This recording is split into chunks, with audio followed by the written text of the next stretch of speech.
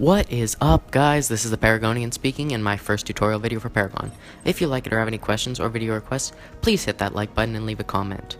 In the background, I have Greystone showing off the various command options for Paragon. There's a surprising number of menus, so if you see one you like or need, I recommend memorizing the pattern for sending it and saving time. Now, there are a lot of players who spam the same command over and over again. Only the first time do you send a specific command, within roughly 5 seconds, will it appear for other players, so all it does is create a ping noise, which doesn't help anyone, now does it? Not communicating is also detrimental to your team, as it serves only to cause confusion, which allows enemy ganks. After playing and analyzing countless Paragon games, I have found that the primary difference between a winning team and a losing team is one that communicates. There are a lot of useful commands to help your team better adapt to situations and forewarn them of problems. If Greystone went through the commands too fast, please watch this part of the video again, because proper communication is key to a healthy team.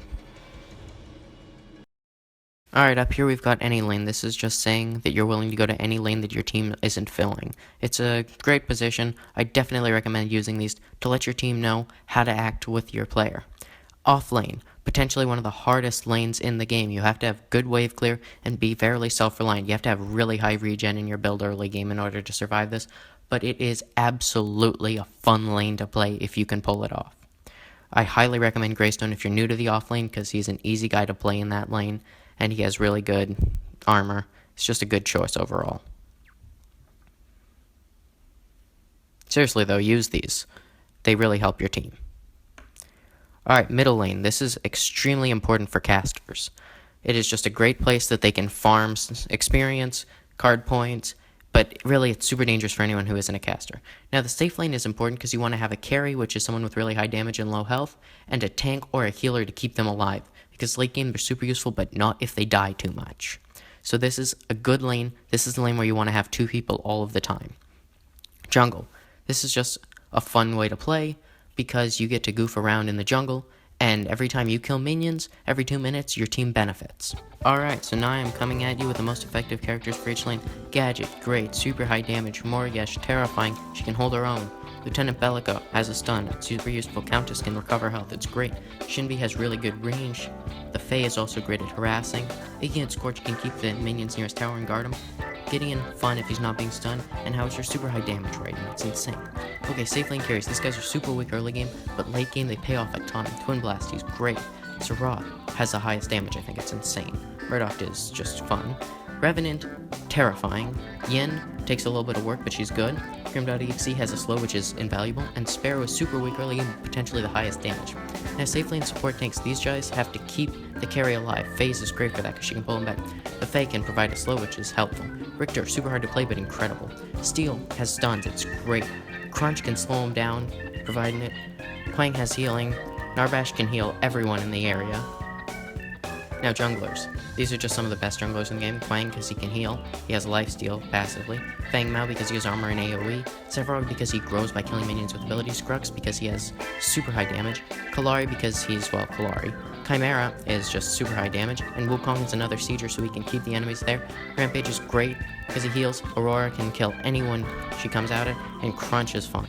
Now the offlaners, they have to be really fast at wave clearing. Greystone is great for this, so is Fang Mao, because they have AoE. Quang can stay alive, so that's really important. Crunch is fast and hard hitter. Iggy and Scorch can just keep enemies from getting close.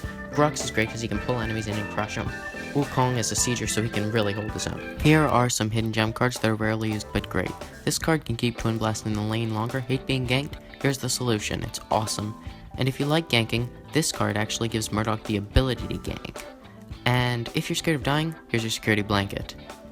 This card coming up is great for junglers, as it keeps them alive and stacks great with Countess's passive if you're interested. This is a great card as it prevents damage and provides sustain. Useful card in general, but insane when placed on Crunch. And up here is just a fun card for clearing minions, but it is a unique passive, which means it can't stack with the next card coming up, which is basically the same thing. Alright, Sika tanks. This card shreds their armor like a 1000-degree knife versus butter. This card is quick, powerful, and makes it virtually impossible to escape your basic attacks. This card up here is great for Kalari in the Shadow Plane, and for anyone who likes to go fast really. Maybe the best card in the game, as it gives you all of your abilities slow. And this card is great for taking down towers, but risky. And great for any hero above a 7 ability power, truly irreplaceable. And awesome for anybody below a 7 basic attack power, especially Crunch. are position specific, so I'm going to give you the rundown of where to use them. Blink Shot is great if you are a jungler and you want to get a kill. Seriously, Brawler's Scythe has to be used jungle early game, otherwise it's useless. Cast Converter, really helpful if you're taking a lot of damage in lane. Circlet of Health, great if you're a support. Same with the upcoming Circlet of Mana, because it helps your entire team without you even having to do anything. And along with Honor the Pure, also super helpful as a support because it can keep your co-laner alive. Hydroverser, amazing for mages but useless for anyone else. This is great for a support hero again because it speeds up everything going on. Oasis Heaven, great for junglers if you have it. I don't. Overflowing Glyphs, amazing for the phase because she passes on any healing boost that she gets to whoever she's linked to. Power Chord, super useful if you're playing against a Chimera. This one is great for any hero that you want to give some support ability to. Stalker Siphon, again, a necessity in jungle but useless anywhere else. This is great for supports because it can keep them alive when they're in danger. Tempest Scroll, another good card for supports because it allows your ally to speed up and get the kill. Thick Blood, very useful for any mage who's fighting against like a Kalari or something. Thundercleaver is great in jungle but useless anywhere else. The 3-minute mark is a time for ganks. Sometimes you use this green buff so that you're safer when you're ganking. These jungle buffs are incredible because they allow you to push lane or gank without being seen or have more damage. It's just really useful.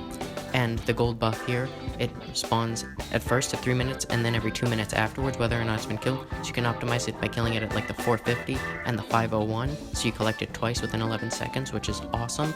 But do not let the jungler get it, because they will take that advantage from you. Now, the 3-minute mark is typically a time for ganks, as I said, so if you get attacked, that's when it's going to happen, so you're going to want to ward the area right before that happens.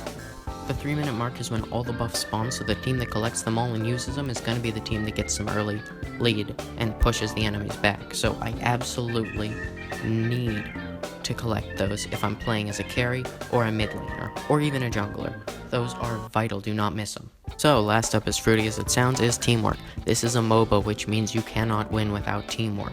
It is invaluable. So, if you call for help, the nearest player needs to move to your lane and save you from whatever's going on. If you ask to defend a lane, the nearest player should go there, and whatever player was closest to them should move into their lane so that that lane doesn't get pushed.